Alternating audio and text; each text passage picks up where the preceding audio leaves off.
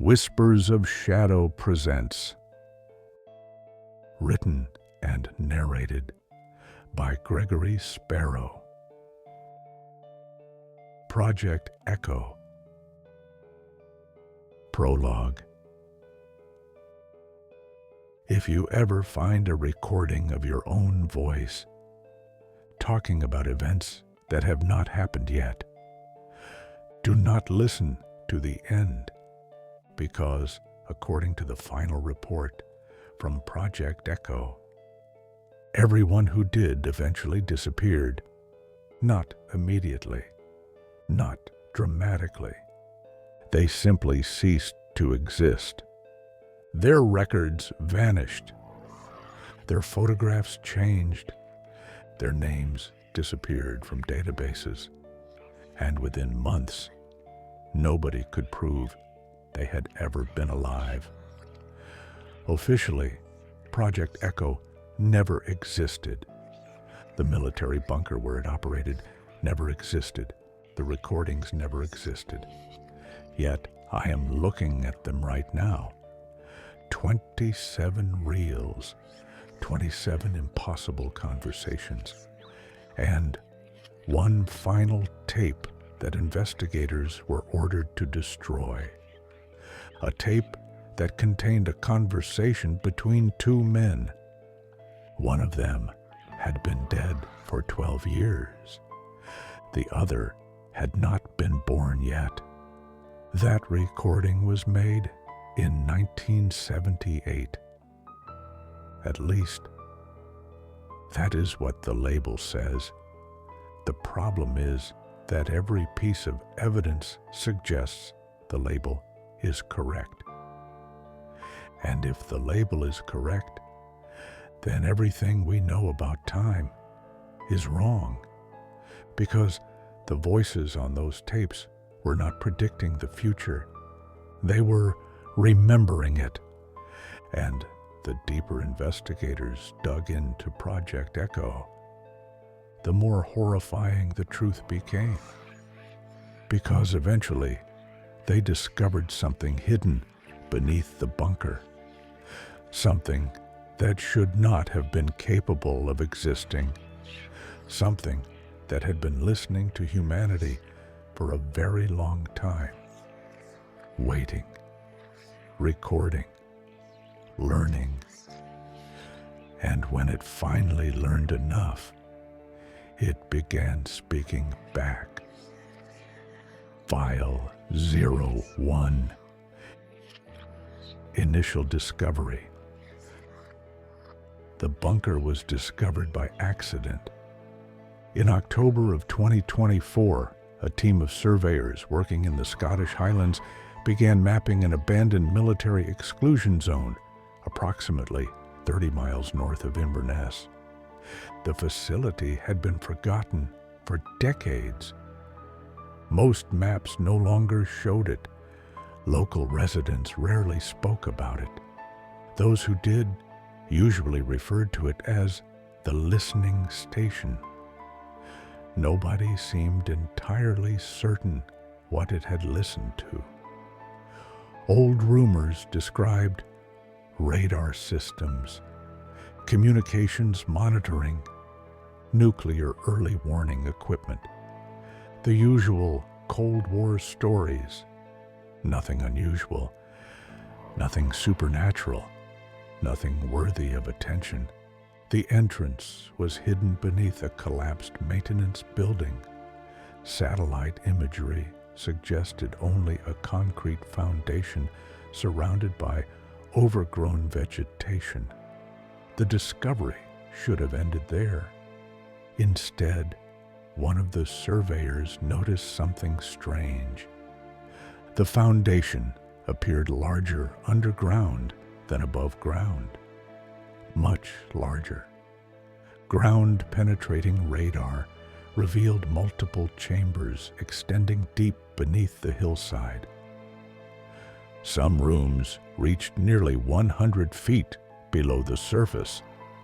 Several appeared completely sealed. The government was notified. Within days, officials from the Ministry of Defense arrived. The site was secured. Excavation began. The first chamber took 3 weeks to reach. The second required another 10 days.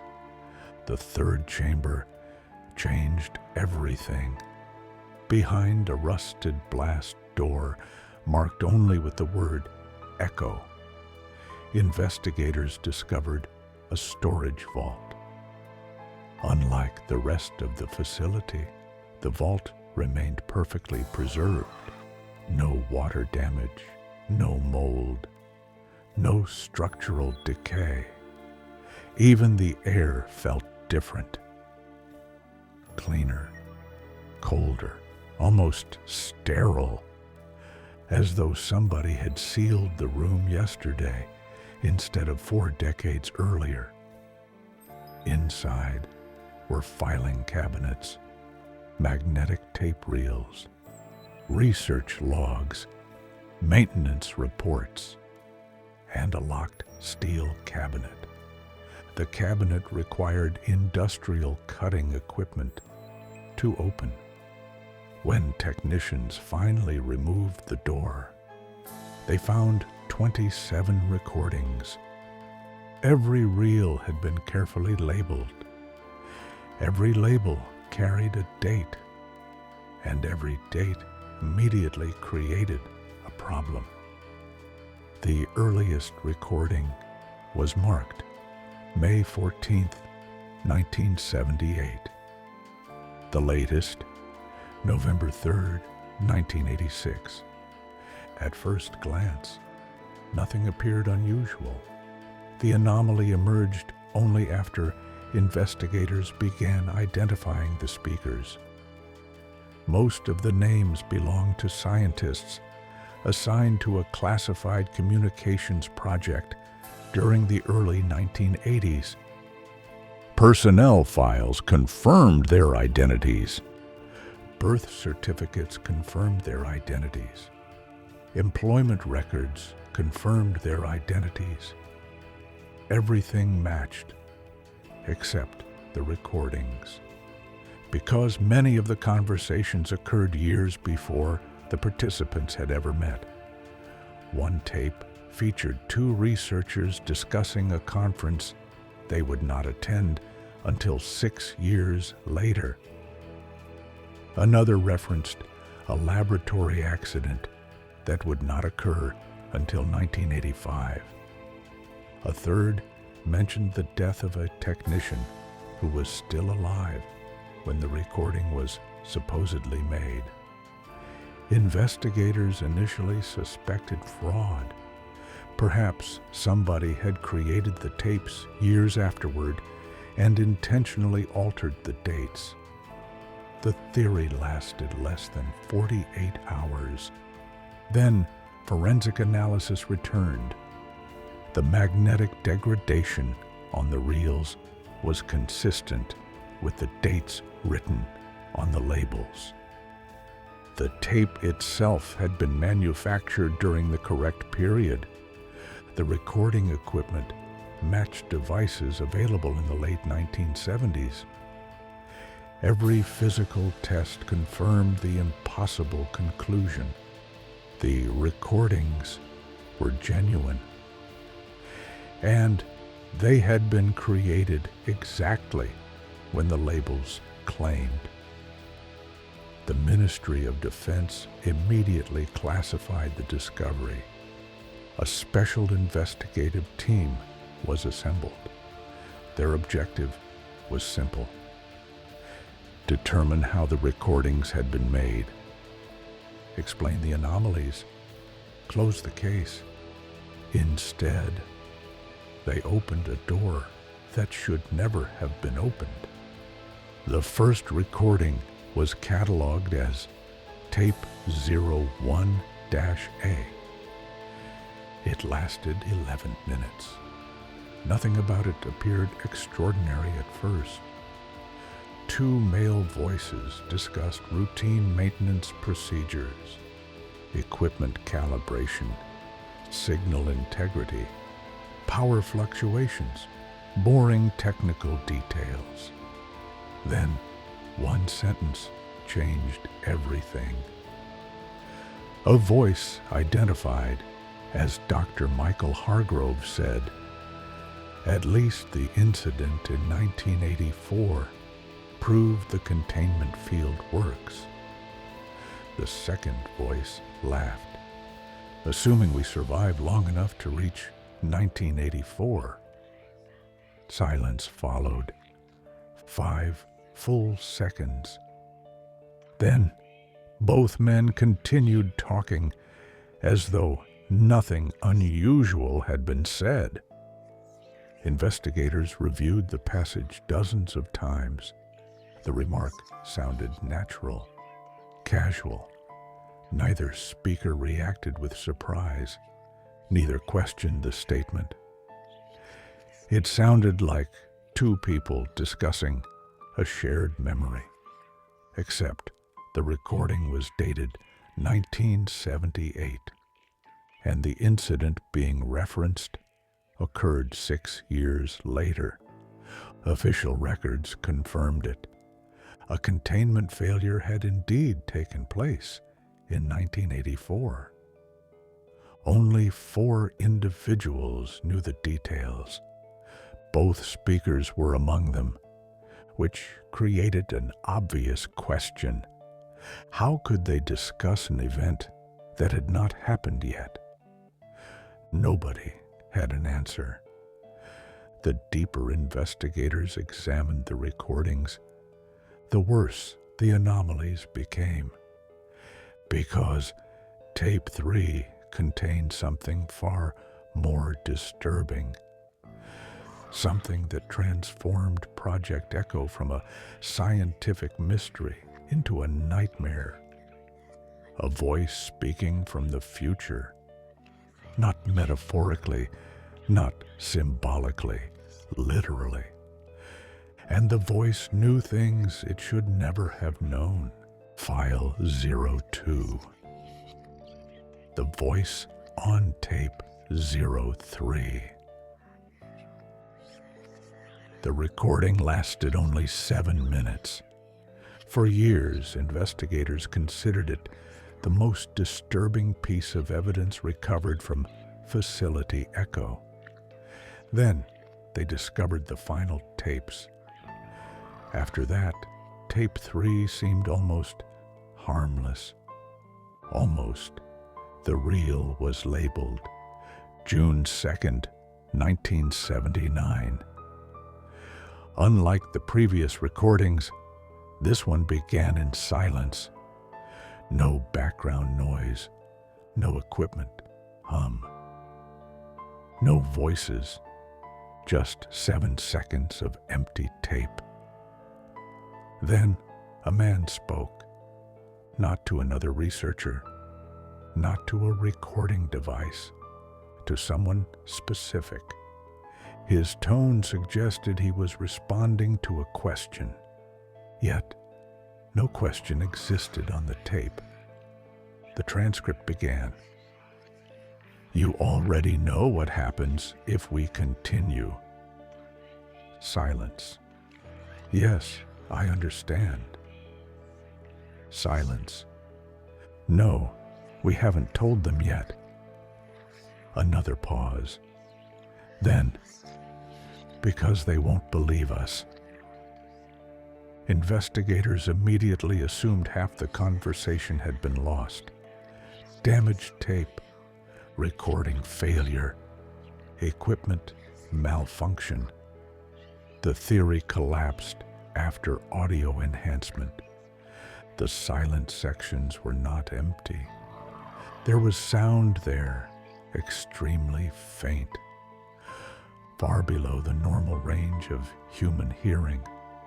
Technicians isolated the frequencies, boosted them, filtered background distortion, and eventually recovered a second voice. A voice that should not have existed because it belonged to a man who would not join Project Echo until 1985. 6 years after the recording had supposedly been made. His name was Daniel Mercer. Personnel records confirmed he had never visited the facility before 1985. Yet investigators recognized the voice immediately. They had dozens of recordings for comparison. The match exceeded 98%. The impossible conversation continued. Future Daniel Mercer asked, "How many have disappeared so far?" The 1979 speaker answered, 17. A pause. Then Mercer replied, "It's worse in my version." The room fell silent. Investigators replayed that sentence repeatedly. "It's worse in my version." Not our version, not the future, not later. My version, as though multiple realities existed, as though the speaker occupied a different timeline. The conversation grew stranger. The unidentified researcher asked, "Have you found the source?" Mercer responded immediately, "No, but it found us." Silence. "Is it intelligent?" A longer pause followed. When Mercer finally answered, his voice sounded different, tighter, more fearful. "I don't think intelligence is the right word anymore." The tape ended 34 seconds later. No explanation, no context, no conclusion, only silence. Investigators spent months attempting to understand the exchange. The effort produced more questions than answers. Who was Mercer speaking to? How had his voice appeared on a tape 6 years before his arrival? What was the source? And perhaps most importantly, what had found them? The answers were hidden elsewhere in the bunker, buried beneath layers of reports, maintenance logs, and restricted documents. At the center of everything stood a machine that official records described as impossible. The original purpose of Facility Echo. Contrary to public rumors, Facility Echo had not been built as a communications station, nor was it a radar facility, nor an intelligence outpost. Those explanations existed solely to discourage curiosity.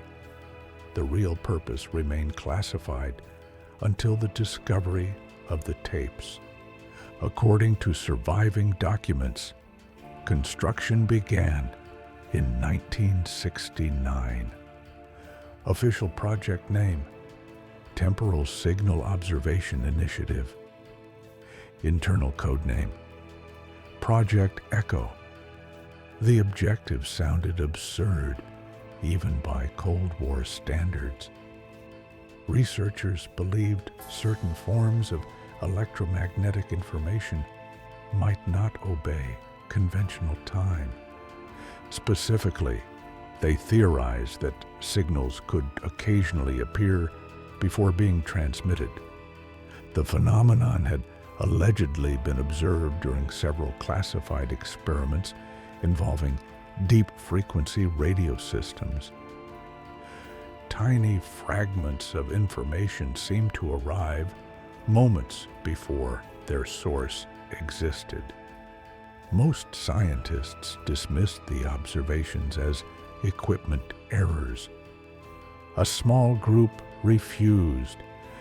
They believed something extraordinary was occurring, something capable of transforming physics. Military funding followed. Within 3 years, Facility Echo became operational. The first experiments focused on long-range signal detection.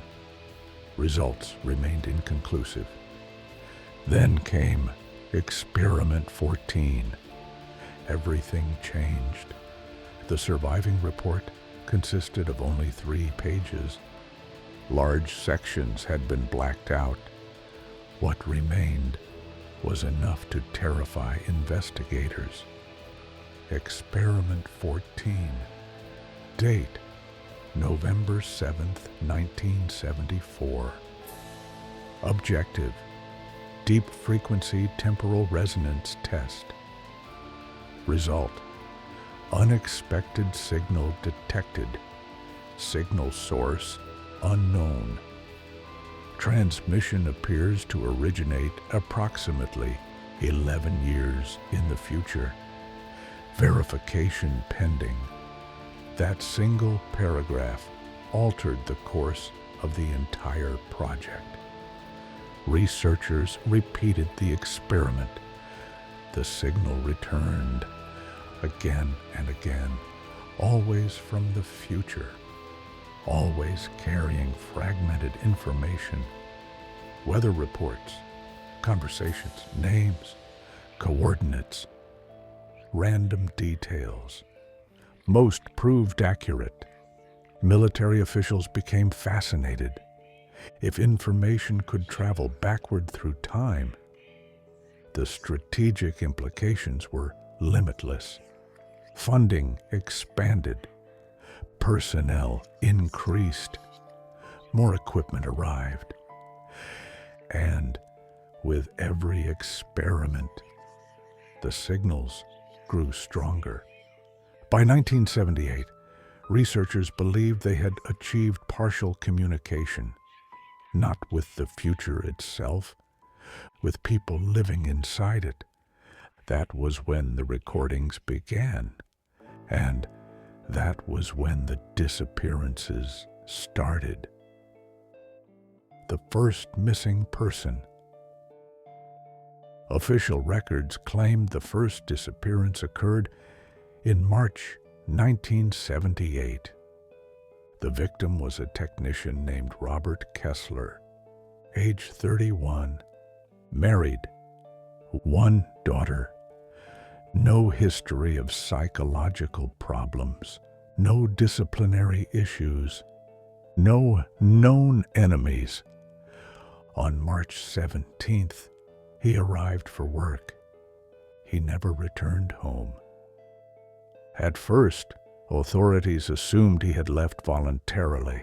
Search teams found nothing. No body, no evidence, no explanation. Months later, investigators uncovered a report hidden inside Facility Echo. The document had never been released publicly. The final paragraph read, "Subject Kessler entered Chamber 4 at 14:07. At 14:09, all monitoring equipment lost visual contact. At 14:12, subject no longer appeared in archived surveillance footage recorded earlier that day." Investigators stopped reading, then read it again. The wording made no sense. Surveillance footage recorded earlier that day should not change. Yet, according to the report, it had. Video showing Kessler entering the facility had somehow altered itself. In the revised footage, he never arrived. His co-workers remembered him. Personnel records still existed.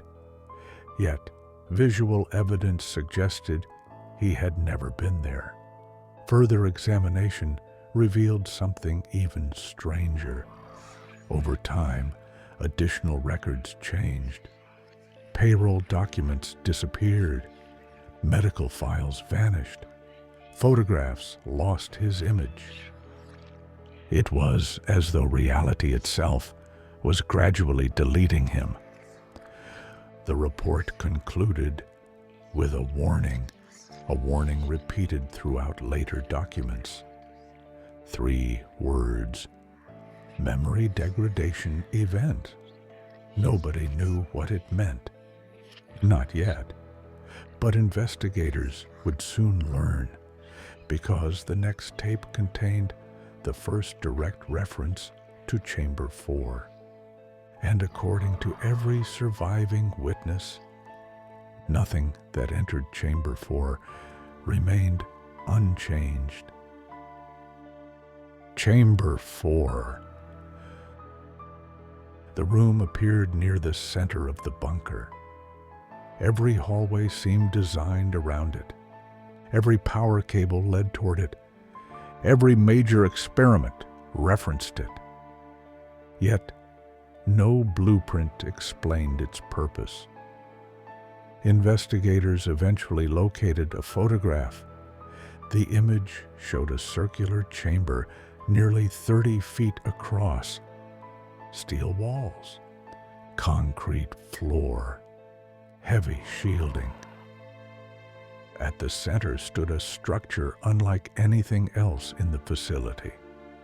A ring, approximately 12 feet tall, covered in cables, sensors, metallic panels, and thousands of handwritten markings. Researchers called it the resonance gate. Nobody knew who had invented it. Several documents credited different individuals. Others suggested the design had emerged gradually through information received from future transmissions. That claim seemed ridiculous until investigators compared engineering records. Sections of the machine appeared years before. The engineers responsible had designed them. Blueprints referenced components that did not yet exist. Technical notes contained equations written decades ahead of their publication. The machine seemed to be creating itself, piece by piece, through information arriving from the future. And every tape eventually led back to it. Every anomaly, every disappearance, every impossible conversation, all roads pointed toward Chamber 4, toward the resonance gate, toward whatever was waiting on the other side. And, according to the next recovered recording, someone had already crossed through. Someone who should not have survived. Someone whose testimony would become the most terrifying document in the entire Project Echo archive. File 03. The Man Who Came Back. The report was hidden inside a locked archive drawer, labeled Incident 22-A, Eyes Only. Unlike most Project Echo documents, this one contained no technical language, no equations, no scientific analysis, only a witness statement. A statement written by a man named Dr. Alan Reeves. According to personnel records, Reeves entered Chamber 4 on August 11th, 1980, for exactly 4 minutes and 18 seconds.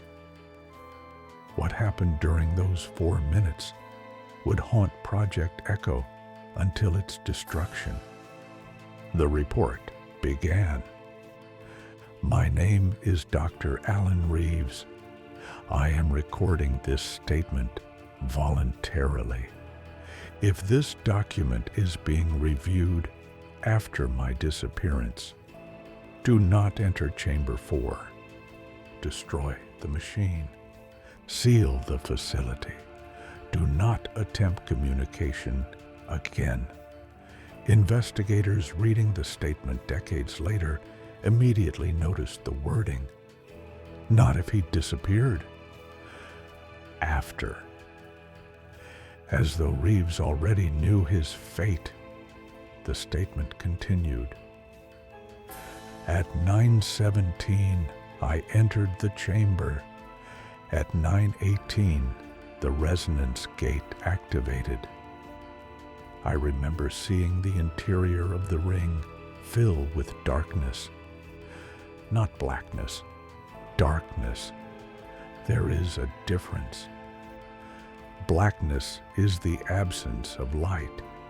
This was something else. It looked alive. The description became increasingly unstable after that point. Reeves repeatedly crossed out words, rewrote entire paragraphs, added notes in the margins. At several points, his handwriting changed completely, as though multiple people had contributed to the same document. Yet, forensic analysis later confirmed every word had been written by the same hand. The statement continued. I heard voices inside the darkness, hundreds of them, thousands. Some belonged to people I recognized. Others belonged to individuals who had not yet joined the project. Several belonged to people who would not be born for decades. Investigators initially dismissed that section as psychological trauma. Then they discovered tape 7 and realized Reeves might have been describing exactly what happened. Because tape 7 contained voices from multiple years simultaneously, not edited together, not layered artificially, simultaneously, as though dozens of conversations were occupying the same moment. The statement grew worse. The darkness began speaking, not through words, through memories. I remembered things that had never happened. I remembered conversations I had never had. I remembered my own funeral. The final sentence had been underlined 6 times. The people inside the darkness knew me. The report ended shortly afterward. No explanation. No conclusion. Only a final handwritten note added several days later. The note consisted of one sentence. A sentence that would appear again and again throughout the Project Echo archives. It isn't receiving our signals. It's sending them. The changes begin. After Incident 22, personnel behavior began deteriorating rapidly.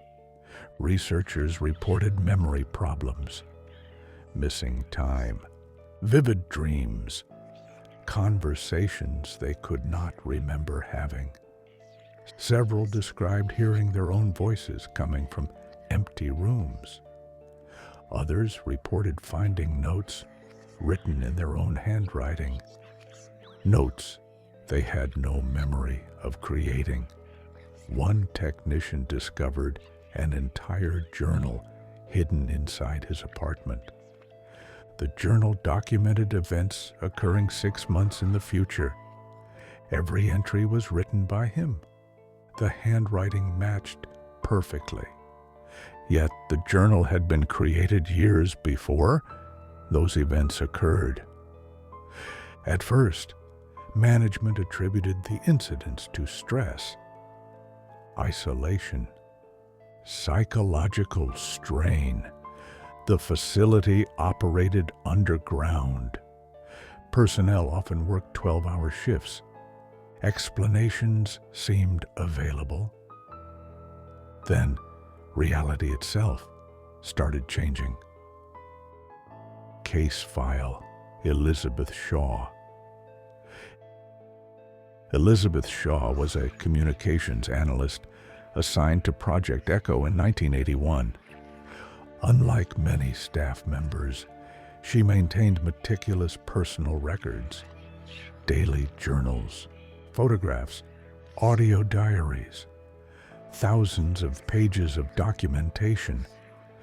When investigators later reconstructed events, those records became invaluable because they revealed something horrifying.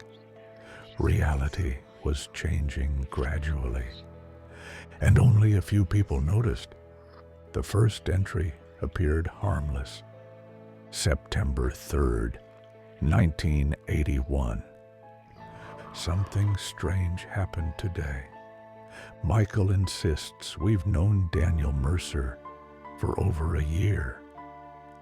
I've never met Daniel Mercer. Everyone else remembers him. Personnel records show he's been here since 1980. But I am certain I saw his arrival paperwork last week. Investigators immediately checked employment records. The results made no sense. Some files showed Mercer arriving in 1980. Others showed 1981. Several documents suggested he had always worked there. The contradictions should not have been possible. Yet, they existed. Shaw continued documenting anomalies. September 17th, 1981. The cafeteria changed today. Everyone says it has always been arranged this way. I know that's not true. I have photographs proving it. Attached to the journal were 2 photographs, taken 1 week apart, both supposedly showing the same room. The layouts were completely different. Doors had moved. Tables had vanished. Entire sections of the room no longer existed. Yet, no signs of renovation appeared. Staff members insisted nothing had changed. Only Shaw remembered otherwise. The entries became increasingly disturbing. October 2nd, 1981. I found a photograph of my wedding. Someone is standing beside me. I don't know who he is. My husband says that's his brother. He never had a brother.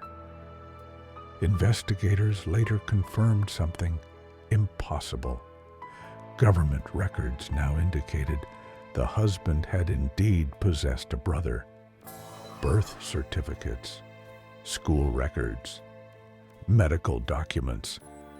Everything supported the revised reality. Only Shaw's journals suggested otherwise. Something was rewriting history, not dramatically, not instantly, gradually, like an editor making small corrections, and every change seemed connected to Project Echo. Tape 09. By 1982, the recordings themselves had evolved. Early tapes contained isolated anomalies, a misplaced date, a future event, an impossible conversation. Tape 09 represented something entirely different. It contained a meeting between 4 researchers. The recording lasted 23 minutes. For the first 17 minutes, nothing unusual occurred. Then, someone asked a question, a simple question. one that changed the investigation forever. The speaker was identified as Daniel Mercer. He asked, "How many versions are there now?" Silence followed. Then another researcher answered, "We stopped counting after 72. Mercer laughed, not because the answer was funny, because it terrified him. The response came immediately. 72 this week. Another voice interrupted. 81. A third corrected him. 84. Then someone else spoke. A voice investigators could never identify. The voice did not belong to any known employee. Yet it appeared on dozens of recordings, always briefly, always unexpectedly, always sounding slightly distorted. The unidentified speaker said, "There are no versions anymore." The room fell silent. Then the voice added, "Only convergence." Several researchers audibly reacted. One stood up. A chair scraped across the floor. Another demanded to know who had spoken. No answer came. The unidentified voice vanished. Just like that. Gone. The meeting continued. Nobody mentioned the interruption again, as though it had never happened. When investigators enhanced the audio decades later, they discovered something even worse. The unidentified voice was not coming from inside the room. It was coming from inside the resonance gate. The source. By late 1982, project documents stopped referring to future signals. Instead, a new term appeared. Repeatedly. Hundreds of times. Sometimes capitalized. Sometimes not. But always carrying the same implication. The source. Nobody defined it. No report explained it. Researchers simply began using the term as though everyone already understood its meaning. Eventually, investigators found a meeting transcript, the closest thing to an explanation Project Echo ever produced.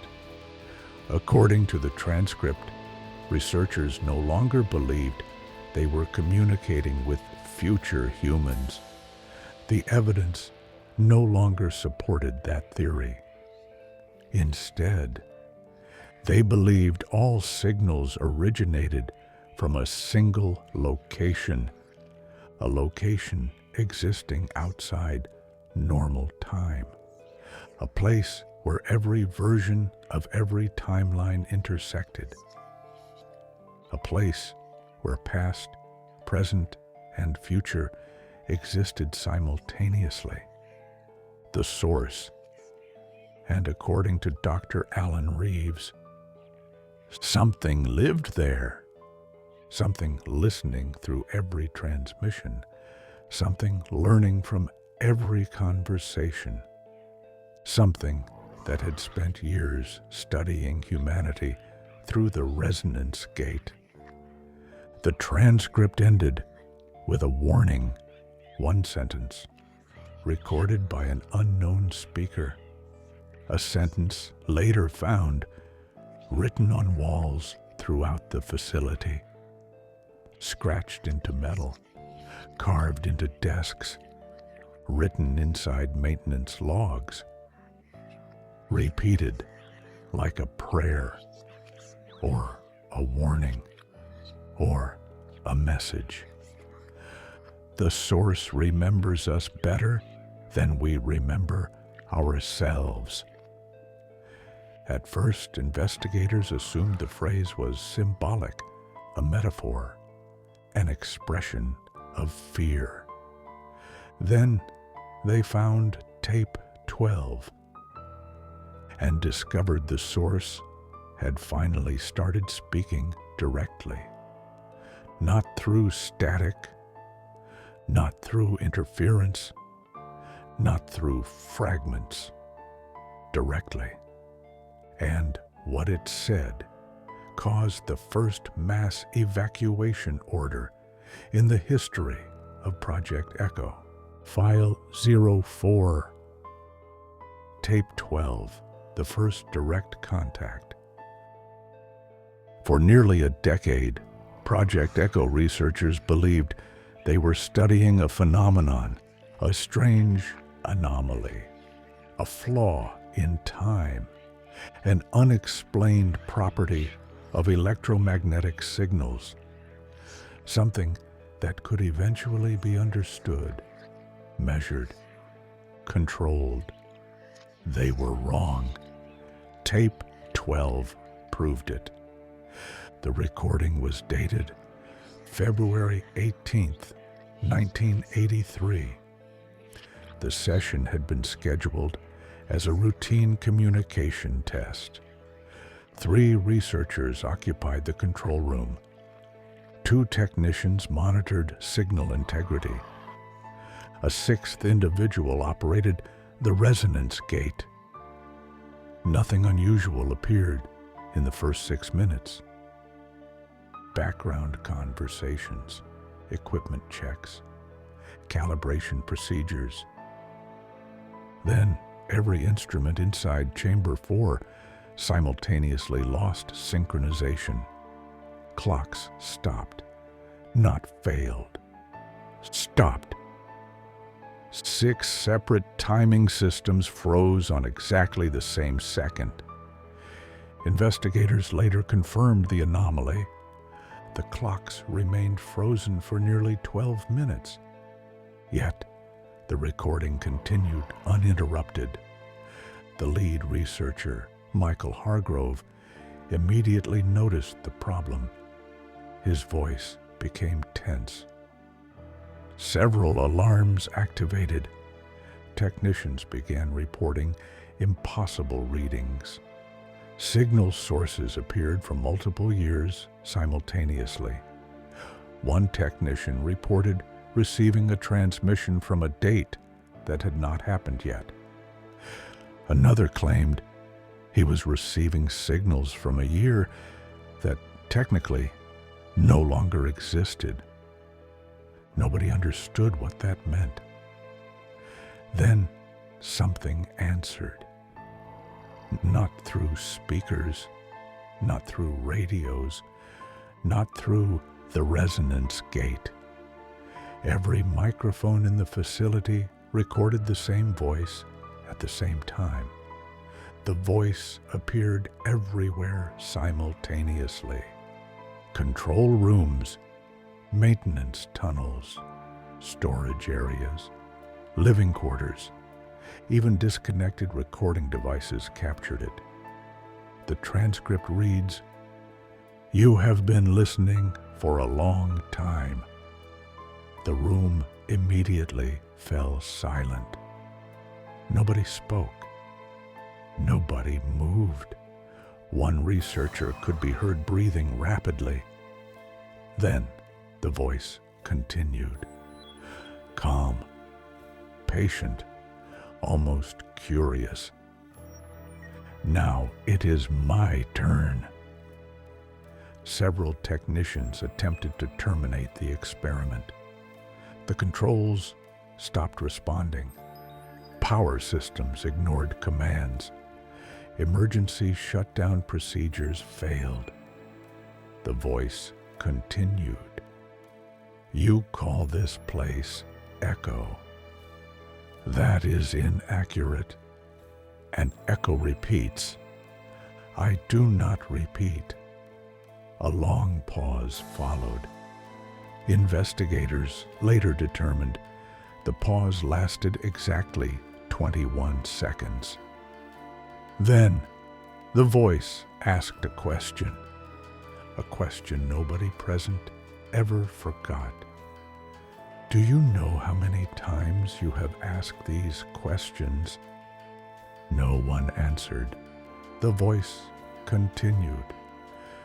Do you know how many times this conversation has happened? Silence. You do not. At this point, one of the technicians began crying. Audio records captured him repeatedly, whispering the same sentence. Turn it off. Again and again. Turn it off. The voice ignored him. You think you are discovering me. You are remembering me. Then came the sentence that would later appear in dozens of classified reports. A sentence investigators considered the single most disturbing statement ever recovered from Facility Echo. I knew all of your names before your species existed. The recording ended 37 seconds later, not because the transmission stopped, because every recording device in the bunker failed simultaneously. The reels melted, circuit boards burned, magnetic storage erased itself. Only a backup archive survived.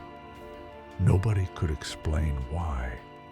The next morning, 17 personnel resigned. 3 suffered complete psychological collapse. 1 disappeared. And Project Echo entered what documents later called the convergence period. The convergence period. After tape 12, the project changed fundamentally.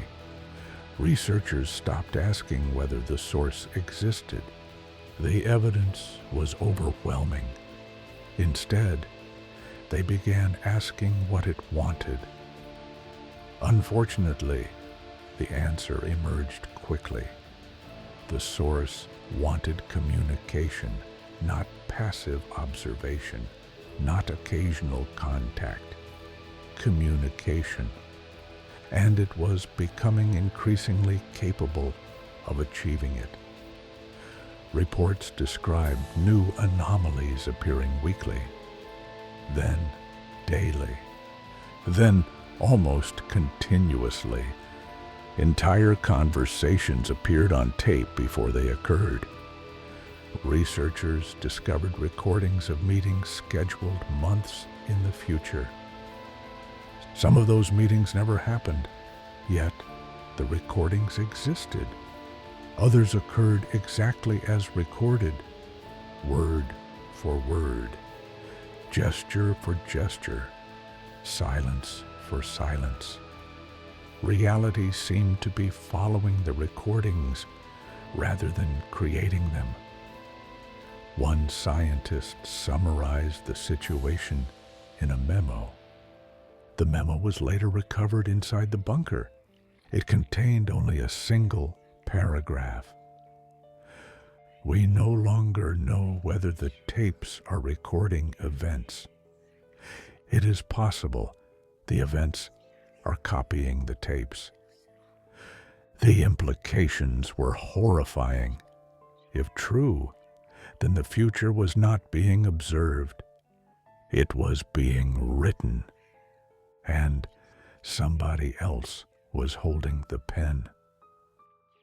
The child's voice.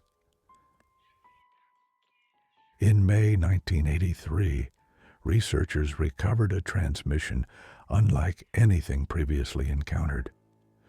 The source appeared inside Chamber 4 during a routine monitoring session. The recording lasted just under 2 minutes. At first, investigators assumed it involved a child. The voice sounded young, no older then 10. Soft, quiet, almost innocent. The transcript began. Hello.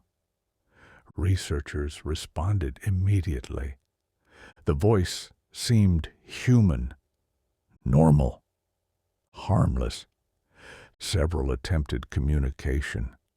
The child answered every question, politely, calmly. Then one researcher asked, "Where are you?" The reply came instantly. "I'm where all the endings go." Silence followed. The atmosphere inside the control room reportedly changed immediately. Several personnel later described an overwhelming sense of dread.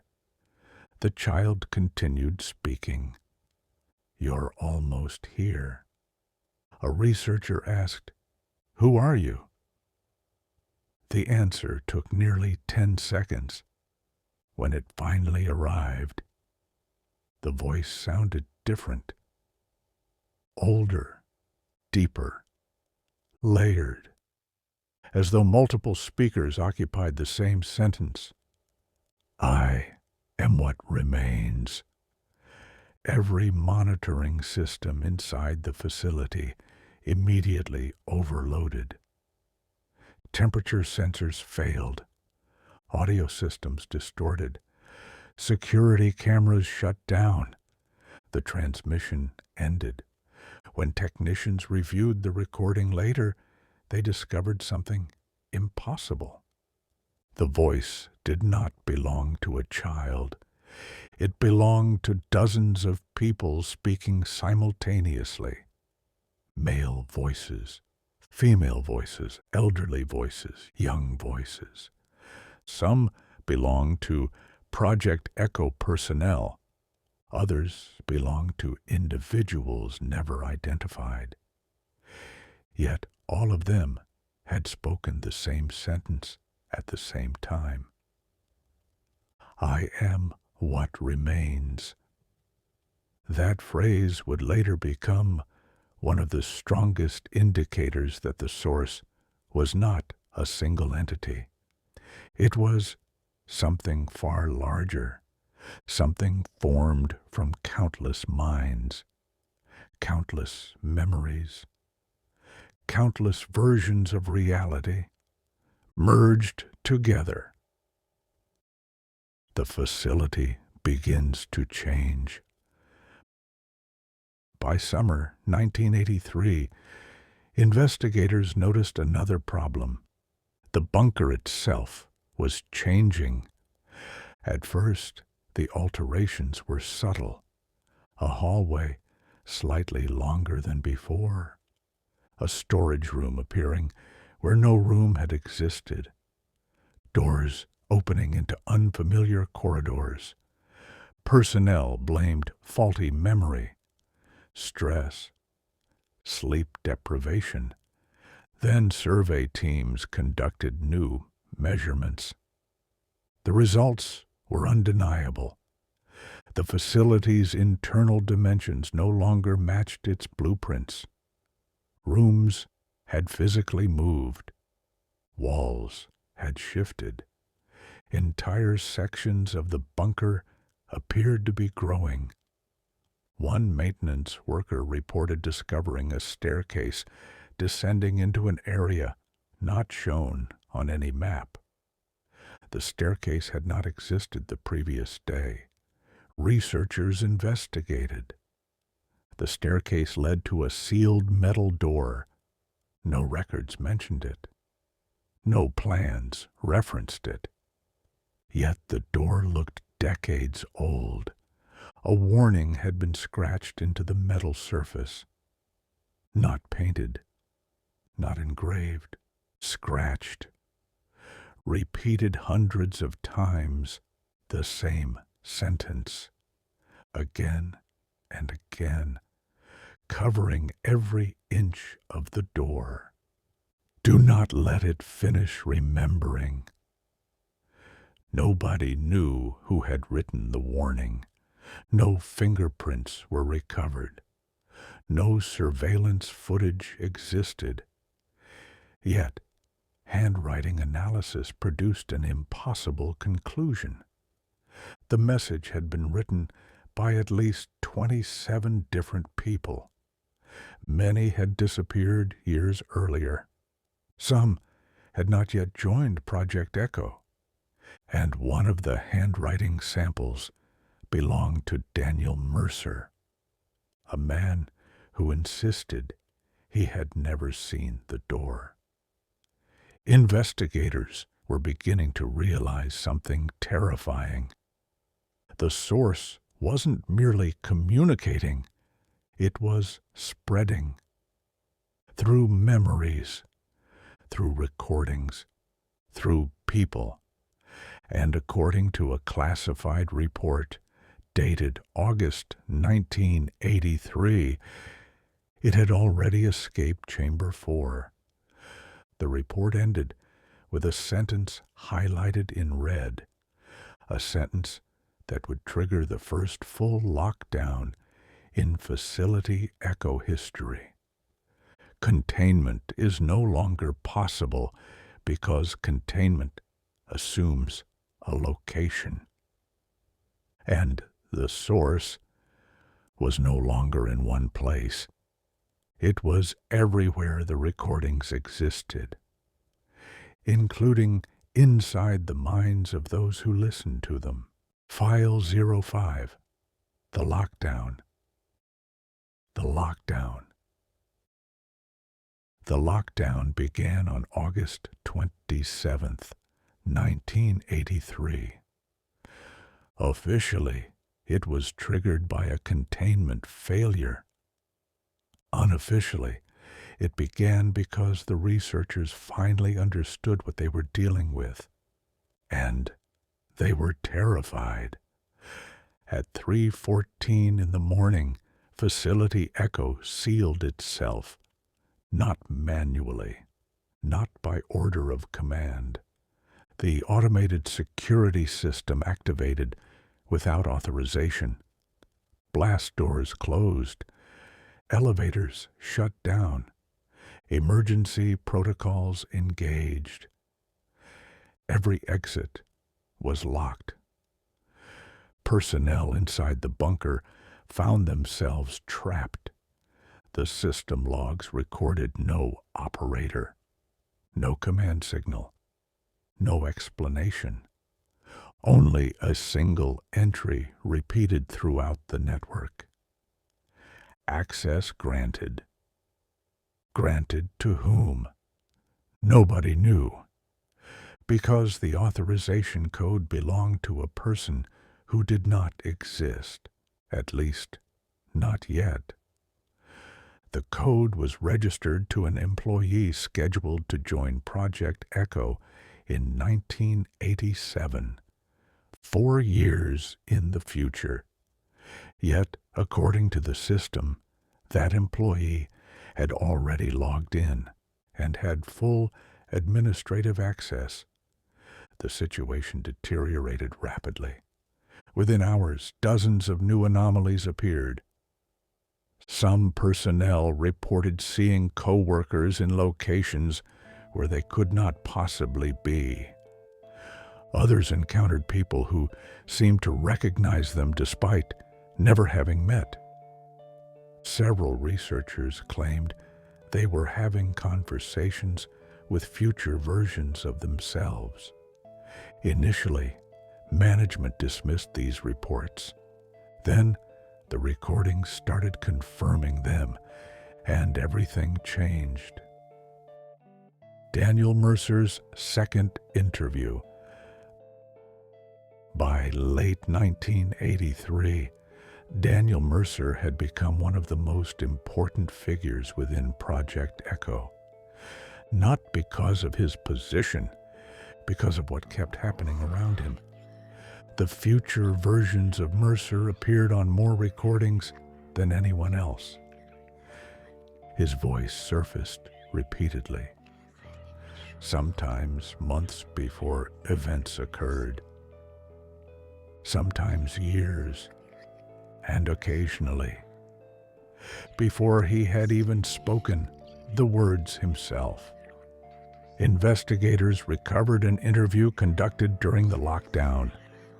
The transcript remains one of the most unsettling documents in the archive. The interviewer asked, "Do you believe the future recordings are genuine?" Mercer remained silent for nearly 20 seconds. Then he answered, "I don't think they're from the future anymore." The interviewer asked why. Mercer's response sent chills through everyone who later reviewed it. "Because some of them contain memories I never lived." Silence followed. The interviewer requested clarification. Mercer continued, "I hear myself describing places I've never seen, people I've never met, entire years I never experienced. But when I listen, I remember them."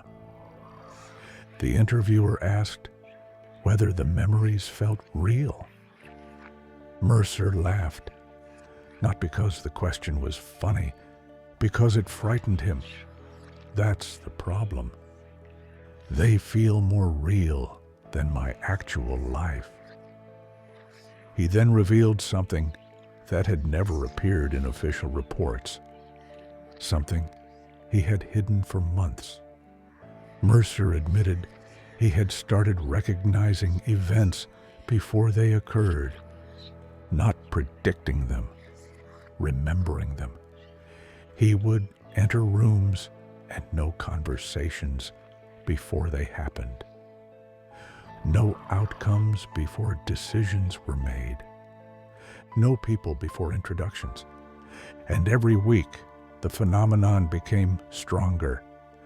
The final part of the interview was heavily damaged. Only fragments survived, but one sentence remained clear. "I don't think it's showing us the future. I think it's replacing us with versions that already know it." No one knew what that meant. Not yet. But the source did, and it was preparing to demonstrate. The hallway incident. The event occurred on September 4th, 1983. Security footage captured most of it. The original tapes no longer exist. Only transcripts survived. The incident involved a maintenance worker named Stephen Rowe, age 42. No history of psychological illness, no disciplinary problems. One of the most reliable employees in the facility. At 22:16, Rowe entered Corridor C. At 22:17, he stopped walking.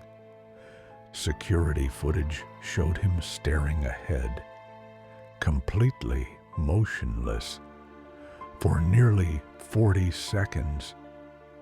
Then he spoke. Not into a radio, not to another person, to someone standing at the far end of the corridor, someone invisible to the camera. Audio transcripts recorded the exchange. "Rowe, you shouldn't be here." A reply followed. The microphone barely captured it. Investigators enhanced the recording years later. The response appeared to be, "Neither should you." Rowe stepped backward. Several seconds passed. Then he asked, "Which one are you?" The reply, "The last one." At that point, Rowe began running. The footage showed him sprinting toward the nearest security station. Halfway down the corridor, he vanished. not faded, not obscured, vanished. One frame showed him running, the next frame showed an empty hallway. Nothing else changed. No distortion, no equipment failure, no visual anomaly. Simply an empty corridor. Investigators spent months reviewing the footage. They never found an explanation. The most disturbing detail emerged later. Personnel records confirmed Rowe disappeared that night. But over the following weeks, references to him began disappearing as well. Photographs changed, documents altered, work schedules rewrote themselves. The familiar pattern had returned. Reality was editing itself again, and the edits were becoming faster. Memory degradation events. The term first appeared after Robert Kessler's disappearance. By late 1983, it appeared everywhere. Researchers eventually realized the disappearances followed a consistent pattern. Stage 1. The subject vanished physically. Stage 2. Records began changing. Stage 3. Memories became unreliable. Stage 4. The individual ceased to have existed, not metaphorically, literally. People forgot them. Photographs erased them. Documents rewrote themselves. Eventually, only those directly exposed to the source retained any memory at all. The phenomenon terrified researchers because it implied something impossible. The source was not killing people. It was removing them from history. And according to several classified reports, the removed individuals were not destroyed.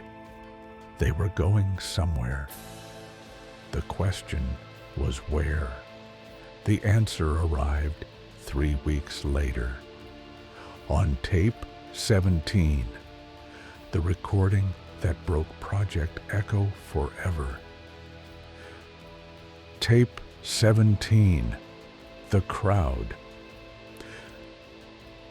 The reel was dated October 11th, 1983. The recording lasted 34 minutes. For most of its duration, nothing unusual occurred. Researchers monitored Chamber 4. Signal activity remained stable. Background conversations continued normally. Then, the microphones detected voices, thousands of voices, all at once. Investigators initially assumed equipment malfunction. The noise resembled a massive crowd, people speaking simultaneously, laughing, arguing, crying, whispering, screaming.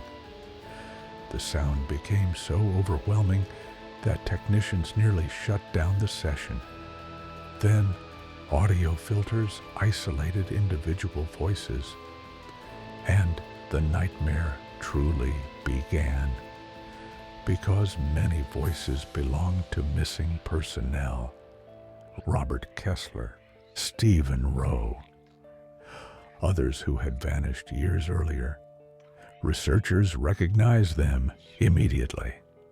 The missing individuals were still speaking, still thinking, still aware. Some begged for help. Others sounded confused. Several appeared to be searching for family members. The crowd continued growing. Thousands, tens of thousands, possibly more. Then one voice rose above the others. a voice investigators knew well. Alan Reeves, the first man to enter Chamber 4, the man who had warned them to destroy the machine. His voice sounded desperate, panicked, exhausted, and he repeated the same message over and over. Don't listen. Don't answer. Don't let it know your name.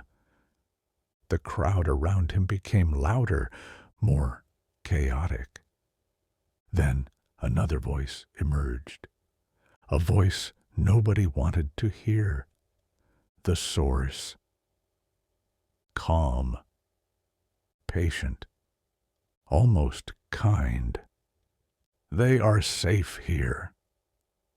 The room immediately fell silent. Even the crowd vanished. Only the source remained. You call them missing.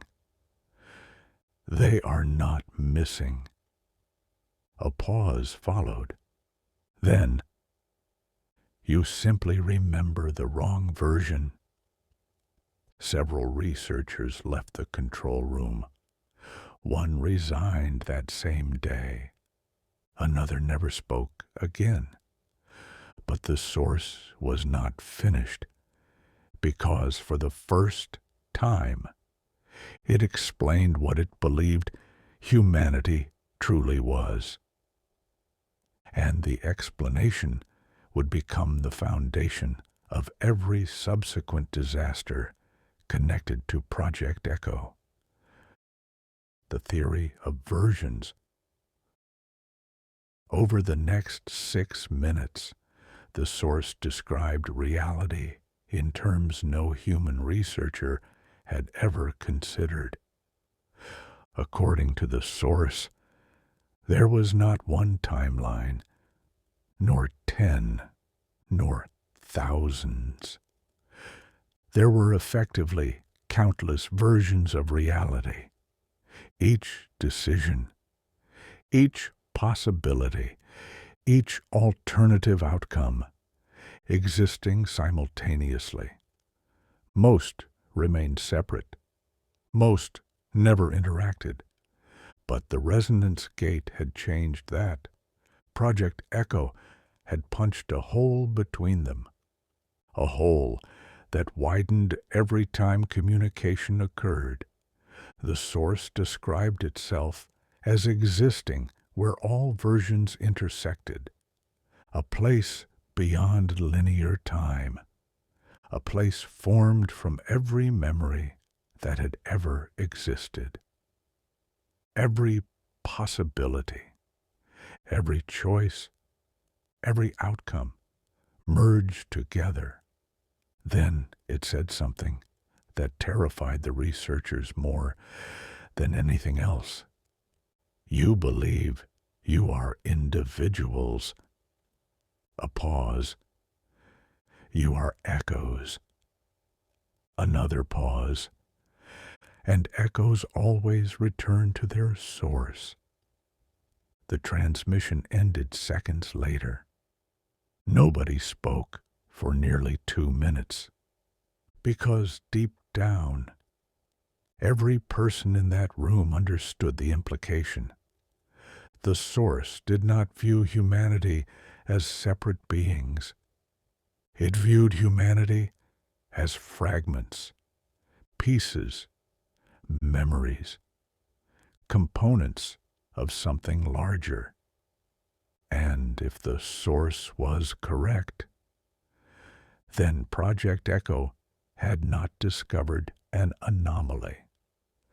It had discovered the place where every version of humanity eventually ended, a place that was slowly reaching back and pulling more people toward it.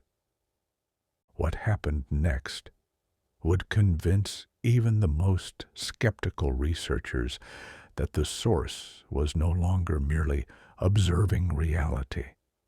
It was actively rewriting it. And Daniel Mercer would become its primary target. File 06. Daniel Mercer's impossible diary.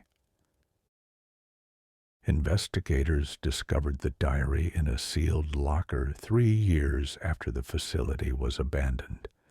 The notebook belonged to Daniel Mercer. At least, that was what the cover claimed. The problem was that portions of the diary had been written before Mercer ever arrived at Facility Echo. Handwriting analysis confirmed the entries belonged to him. Ink dating confirmed the dates. Paper dating confirmed the dates. Everything was genuine, which meant one of two things had happened. Either Daniel Mercer had somehow written journal entries years before he experienced the events they described, or someone else had become Daniel Mercer. Neither explanation was acceptable. Yet, those were the only possibilities. The first entry was dated March 3rd, 1980. Mercer would not officially join Project Echo until 1985. The entry read, "I saw the gate again today. I still haven't built it yet. I don't understand how that's possible." Investigators stared at that sentence for weeks. The handwriting matched perfectly. Every characteristic was identical. Mercer's loops, Mercer's spacing, Mercer's pressure patterns, everything. The next entry was worse. "They're beginning to notice the changes. Alan noticed first. Elizabeth is documenting everything. It won't matter." The diary accurately referenced events that would not occur for years. Then it began predicting specific conversations, specific meetings, specific personnel transfers. Every prediction eventually happened, exactly as written. Eventually, Mercer described something far more disturbing: repeated encounters with another version of himself. "I met him again in Corridor F. He's older this time, maybe 10 years older. He told me not to trust the recordings. Then he told me to keep listening. I think he's lying. I think I'm lying." The final sentence had been crossed out repeatedly, as though Mercer himself no longer trusted his own thoughts. The diary continued. "The worst part isn't seeing future versions. The worst part is realizing they remember things I don't. And then, some of them remember lives I never lived." By this stage, investigators had already encountered similar statements in multiple recordings. The pattern was becoming impossible to ignore. The source wasn't merely sharing information. It was sharing memories, entire lives, entire histories, entire versions of reality, and human minds were beginning to absorb them. The first convergence subject. The term appeared in Project Echo records for the first time in November 1983. Convergence subject. No definition accompanied it. No explanation. Only a name. Daniel Mercer. Investigators later reconstructed the meaning. A convergence subject appeared to be an individual experiencing memories from multiple timelines simultaneously. The condition began subtly.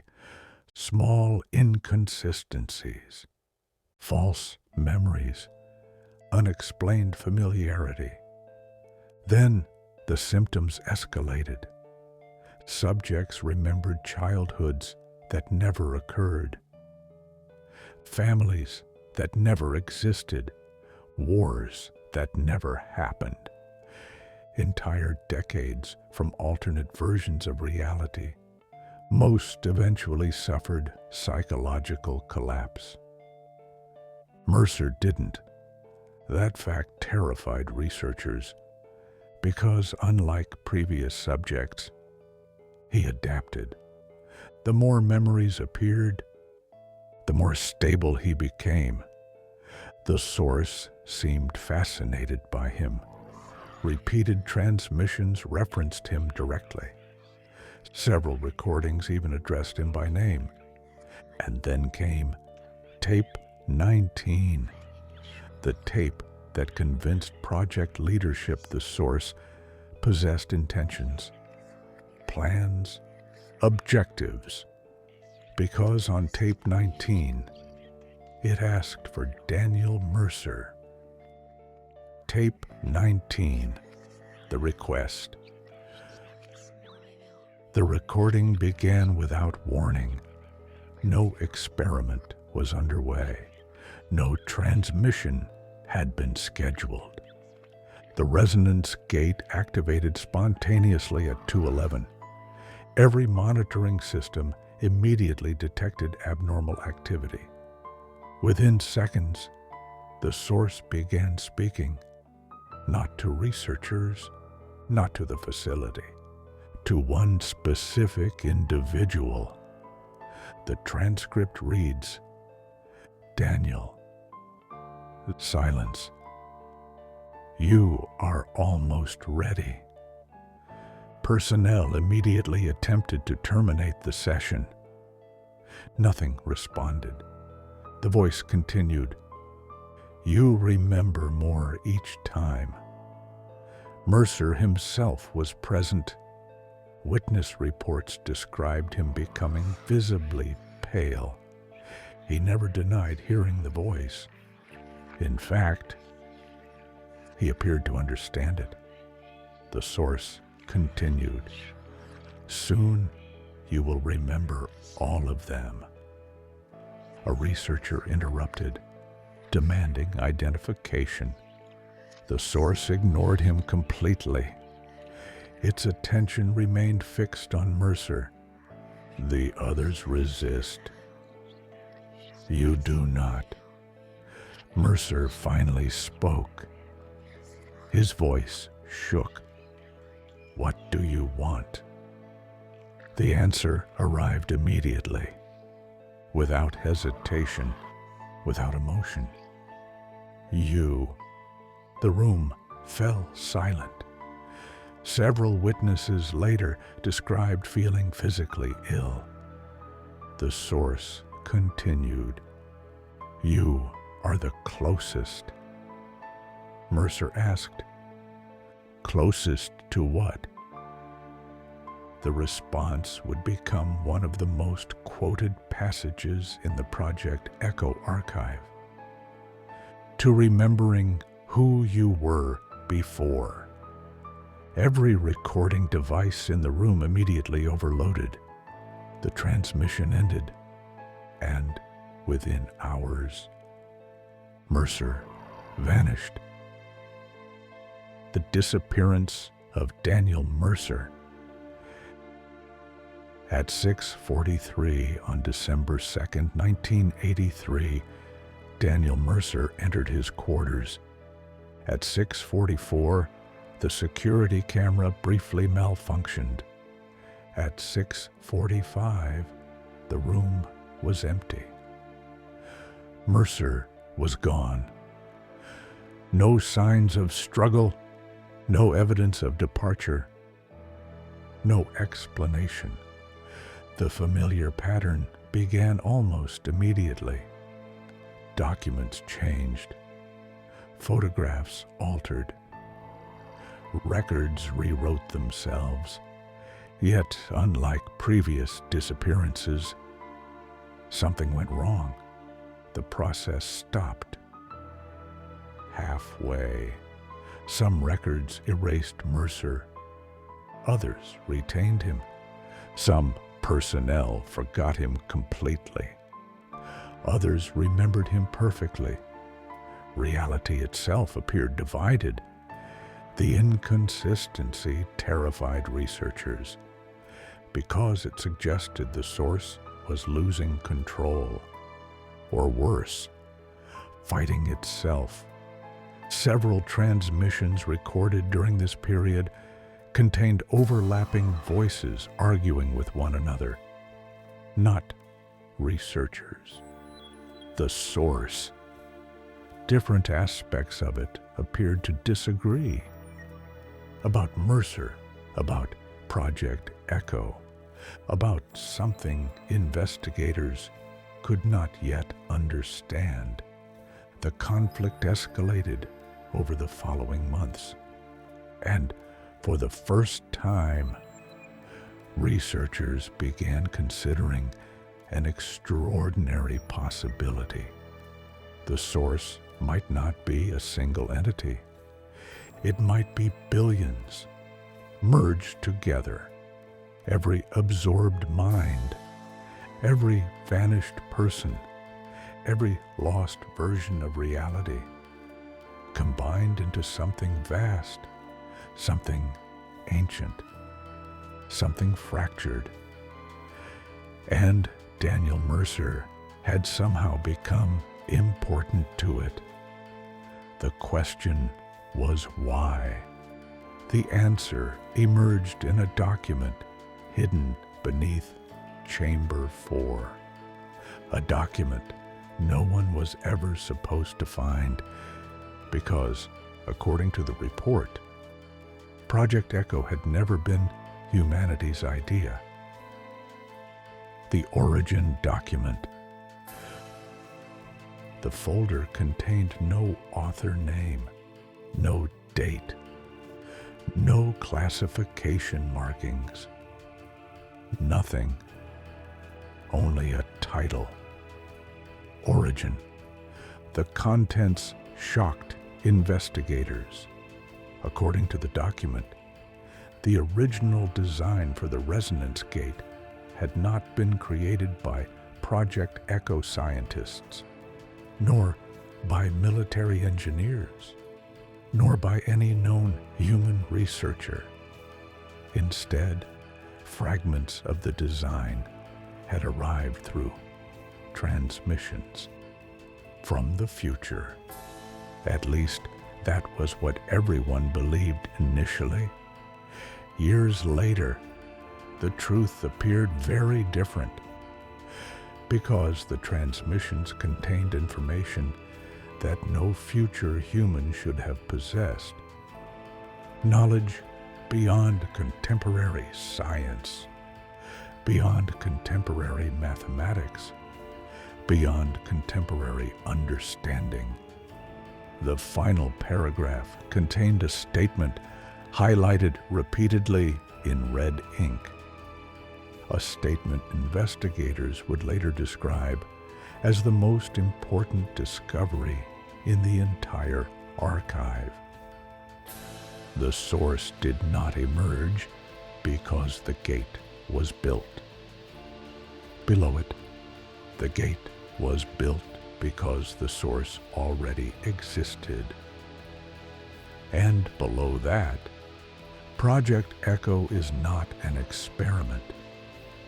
A final sentence, handwritten, different ink, different handwriting, different pressure patterns, yet somehow familiar.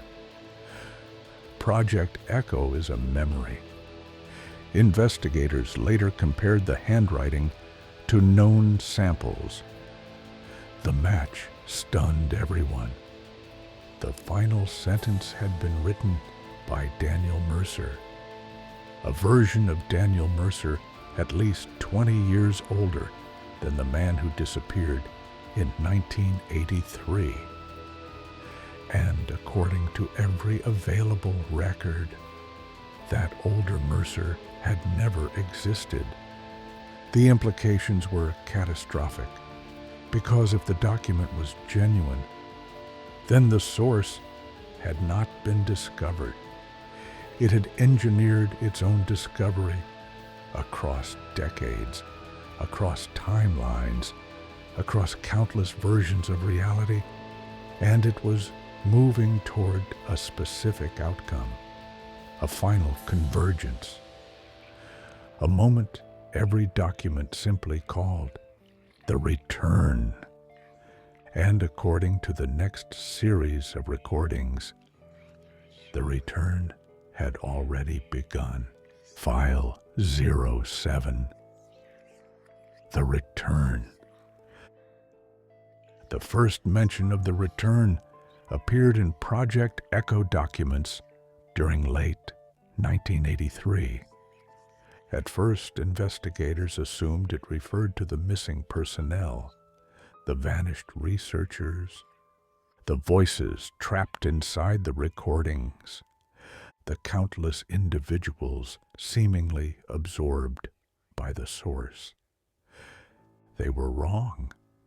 The return was something much larger, something Project Echo had accidentally spent years preparing, and according to the oldest surviving documents, it had been preparing humanity for far longer. The first clue emerged from a sealed archive discovered beneath Chamber 4. The archive should not have existed.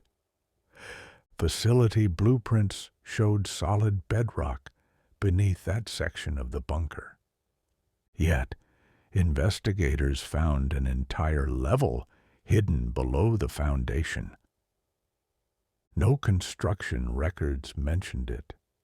No personnel remembered building it. No maintenance logs referenced it. It was simply there, as though it had always existed, waiting. The chamber sat nearly 200 feet beneath the main facility. Unlike the rest of the bunker, it contained no equipment, no laboratories, no offices, no storage areas, only a single circular room, and in the center, another resonance gate. Older, larger, far older than the facility itself. The second gate. The discovery shattered everything investigators believed. The gate showed decades of corrosion, possibly centuries. Some sections appeared impossibly ancient. Material analysis produced contradictory results. Different portions of the structure seemed to originate from different periods of history. One section contained alloys unavailable before the 21st century. Another contained manufacturing techniques predating modern industry. Nothing made sense. The machine appeared to have been assembled across multiple eras, as though different versions of humanity had contributed pieces over time. The walls surrounding the chamber contained thousands of inscriptions, names, dates, warnings, fragments of conversations. Most appeared handwritten. Many belonged to missing Project Echo personnel. Others dated back long before the facility existed. Investigators eventually translated one particularly old inscription scratched into the concrete. It simply read, "We built it again." Below it, "We always build it again." The phrase appeared throughout the chamber. Again, and again, and again, almost as though countless people had reached the same conclusion, or remembered the same event. The last report of Alan Reeves. For years, investigators believed Alan Reeves disappeared after entering Chamber 4. The truth proved far stranger, because hidden within the lower archive, they discovered a final recording, a recording dated 3 years after his disappearance. Yet, the voice belonged unquestionably to Reeves. Older, exhausted, but alive. The transcript began. If you're hearing this, then you've already made the same mistake we did. A long pause followed. The voice sounded defeated, not frightened. Defeated, like someone who had spent years fighting a battle he knew could not be won. The source isn't an invader. Silence. It isn't coming. Another pause. Then, it's returning. The statement contradicted everything Project Echo believed. For years, researchers assumed the source existed somewhere beyond reality. Some external intelligence, some foreign phenomenon. Reeves disagreed. We spent years asking what the source was. The voice laughed weakly. Wrong question.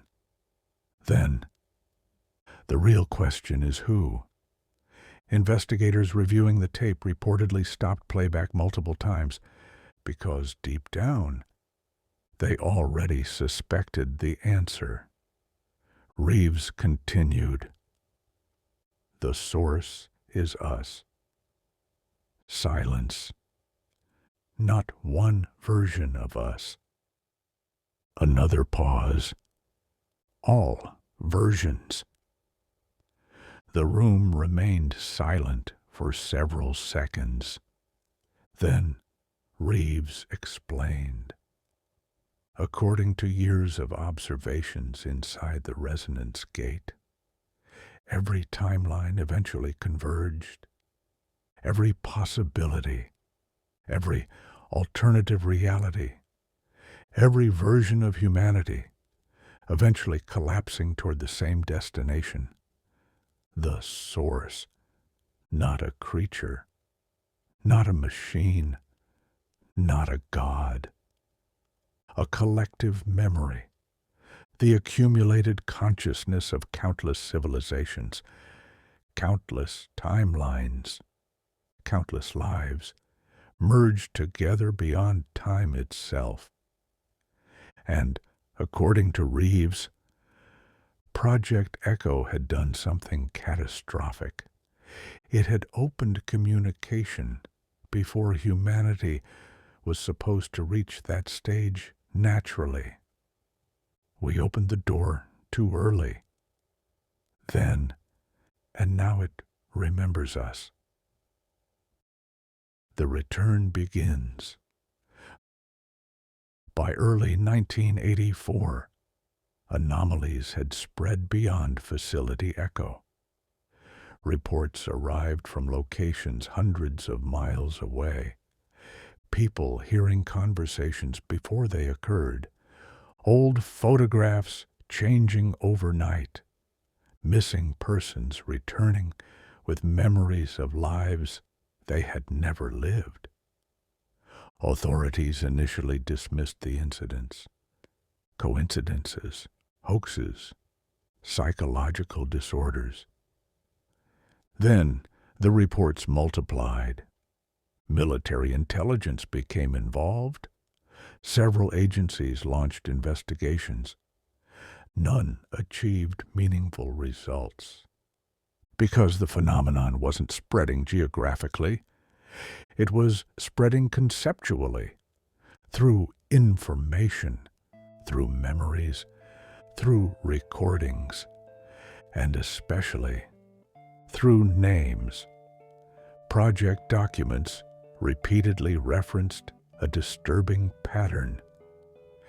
Individuals exposed to enough transmissions eventually began hearing their names spoken, not by people around them, by the source. And once that happened, the process accelerated dramatically. The final tape. Among the 27 recovered reels, one stood apart. It carried no date, no identification number, no classification markings. Only a handwritten label. 3 words. Do not play. Naturally, investigators played it. The recording lasted just under 9 minutes. For the first minute, nothing happened. Only static. Then a voice emerged. Daniel Mercer. Older. Much older. At least 20 years older than the man who vanished in 1983. Yet somehow unmistakably him. The conversation began immediately. Mercer was speaking to someone, or something. How many times now? A second voice answered. Calm, familiar, the source. Enough! Mercer sighed, as though exhausted, as though he had asked the same question many times before. Did any of them stop it? The source answered. No. Silence. Then Mercer asked, Do they ever understand? A longer pause followed. Eventually, Mercer laughed bitterly. Too late? Always. Investigators listening to the recording later described an overwhelming sense of dread because neither participant sounded hostile, neither sounded emotional. They sounded tired, like old colleagues discussing an unavoidable outcome. Then Mercer asked the question that changed everything. What happens when they find the tapes? The source answered immediately. The same thing that always happens. Mercer remained silent. The source continued. They listen. Another pause. They remember.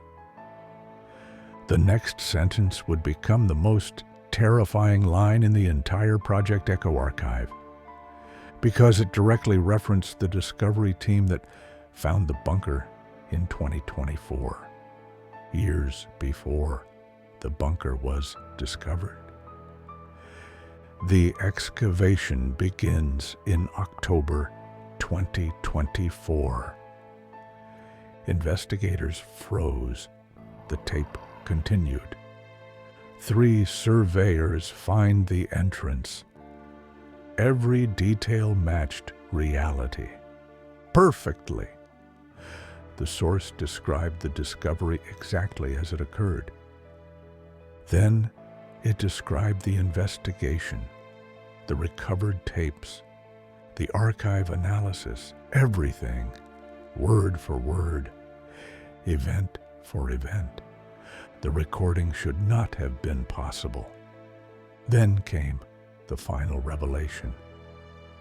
Mercer asked, And after they hear this?